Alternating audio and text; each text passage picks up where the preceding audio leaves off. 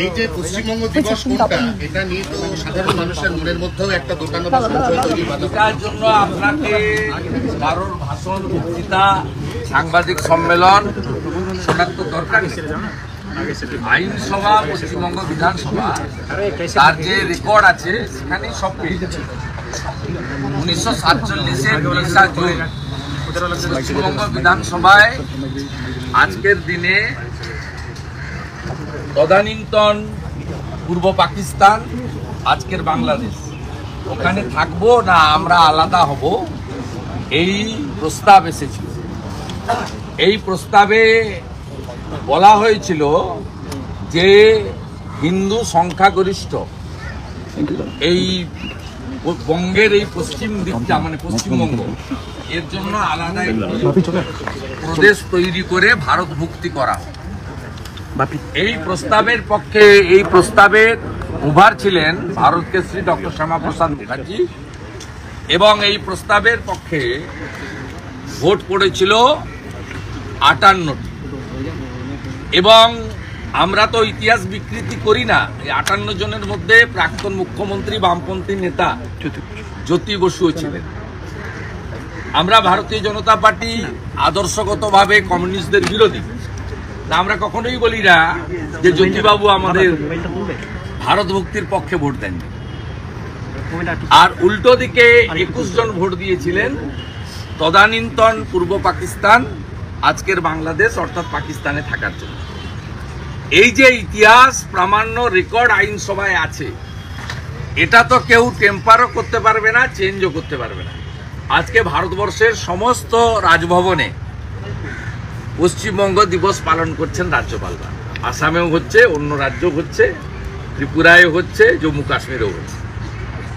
এবং ভারতবর্ষের রাষ্ট্রপতি মহোদয়া গত বছর, এবছর করেছেন কিনা আমি এখনো চেক করিনি, গত বছর তার সোশ্যাল হ্যান্ডেলে আজকের দিনটাকে পশ্চিমবঙ্গ দিবস বলে ঘোষণা করেছিলেন, ভারতবর্ষের সংবিধানের যিনি প্রধান। এর ফলে আজকের দিনটার ইতিহাস কখনো বদলে দেওয়া যায় না, ভবিষ্যতেও যাবে না। ডক্টর শ্যামাপ্রসাদ মুখার্জি না থাকলে আমরা আজকে ভারতবর্ষে থাকতে পারতাম না। পশ্চিমবঙ্গের আইনসভার 1947-এর 20 জুনের প্রামাণ্য রেকর্ড দলিল সেই কথা বলছে। অর্থাৎ কোনো ব্যক্তির ইচ্ছায় বা সংখ্যাগরিষ্ঠতার জোরে বা প্রশাসনিক ক্ষমতার জোরে তিনি তার মনের মতো করে অনেক কিছু করতে পারেন।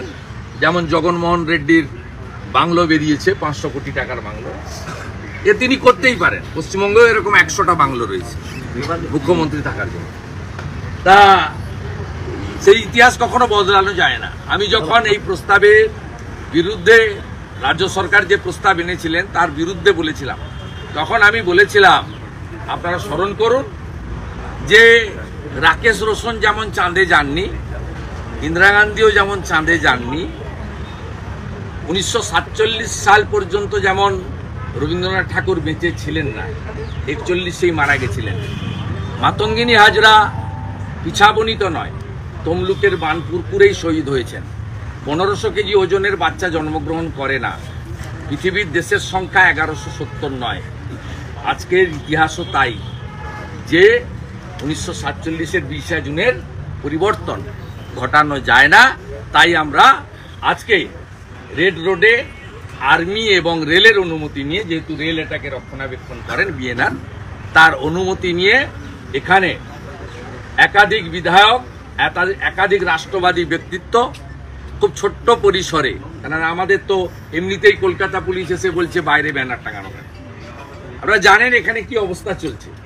আমাদেরকে ছোট্ট পরিসরে আমরা দিনটা উদযাপন করে স্রষ্টাকে স্মরণ করলাম।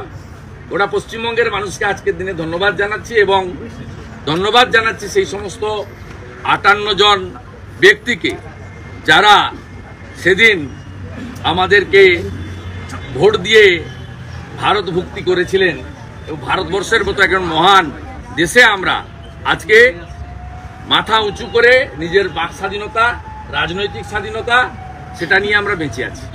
জ্যোতি বসু, রতনলাল ব্রাহ্মণ, তাদেরও তো আপনারা আজকে লিখেছি, দেখবেন ইতিহাস আমরা বিকৃত করছি।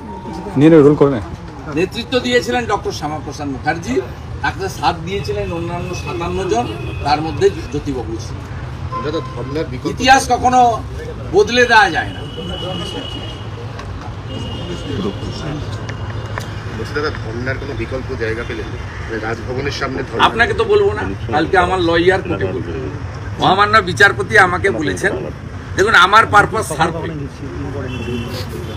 মহান ভাইপো যে বেআইনি ধর্ণা দিয়েছিলেন সেটা রাজ্য সরকারের লয়ার যে কলকাতা পুলিশকে রিপ্রেজেন্ট করছিল তিনি কোর্টে বলেছেন, আপনারা দেখেছেন, যে একটা ভুলের জন্য আরো ভুল করবো কি আমরা, দ্যাটস ওকে।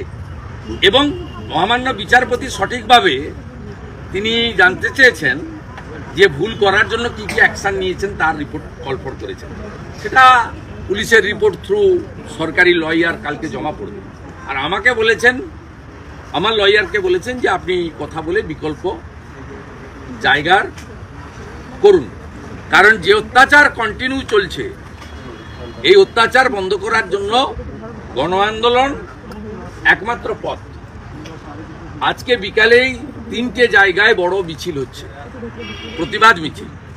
কেশিয়াড়িতে হচ্ছে মৌমিতা সিংয়ের উপর আক্রমণের প্রতিবাদে, অগ্নিমিত্রা পাল লিড করবেন। অবসরপ্রাপ্ত সামরিক কর্মী, তাকে কালকে কলকাতা হাইকোর্টে সরকারি আইনজীবী মাদকাসক্ত বলছেন। একটা ছেলে এক্স সার্ভিসম্যান, তিনি তার জীবনের সবচেয়ে ভালো সময়টুকু দিলেন দেশের জন্য, তাকে পুলিশের কাস্টডিতে মারা হলো। আর কালকে কোর্টে বলা হচ্ছে তিনি নাকি অ্যাডিক্টেড ছিলেন। আজকে ডেবরাতে বিক্ষোভ মিছিল হচ্ছে, তার নেতৃত্ব বা উপস্থিতি আমার থাকবে। একইভাবে ভারতীয় জনতা পার্টির কর্মী শশাঙ্ক মাইতির বাবাকে মারা হয়েছে, গৌরী মাইতিকে, ওখানেও ভূপতিনগরে মিছিল হবে। ওখানকার নবনির্বাচিত এমপি এবং স্থানীয় বিধায়ক তার নেতৃত্বে 3টে কর্মসূচি আমরা নিয়েছি। আর অল্টারনেট জায়গা কোথায় ধর্ণা দিতে চাই এটা কালকে আমার এলওপির যে লয়ার ওটি জানাবে, তার জন্য একটু আপনাদের অপেক্ষা। আইসিডিএস সিলেকশন, যেটা নিয়ে আপনি এক্স হ্যান্ডেলে পোস্ট করেছেন, আইসিডিএস সিলেকশনে কোনো একটা দুর্নীতির অভিযোগ উঠে আসছে, একটু যদি বলেন। হয়েছে, তরুণ জ্যোতি তেওয়ারি এটাকে ফাঁস করেছেন, আমি এটাকে কমেন্ট রিটুইট করেছি। আমাদের রায়পুরের যিনি বিধায়ক আছেন মৃত্যুঞ্জয় মুর্মু, তার লেটার হেড প্যাডে চাকরির সুপারিশ যাদের করেছিলেন ঘটনাচক্রে তারা পেয়েছেন হোম কোটার নাম করে। এটা বড় দুর্নীতি হয়েছে। এই দুর্নীতির বিরুদ্ধে আমাদের লড়াই চলবে, কারণ 2,33,27,000 ভোটার ভোট দিয়েছে বিজেপিকে 39%, বিরাট অংশের ভোটার। আমাদের যে দায়বদ্ধতা আছে জনগণের উপর, সেই দায়বদ্ধতার নিরিখে আমাদের লড়াই চলছে।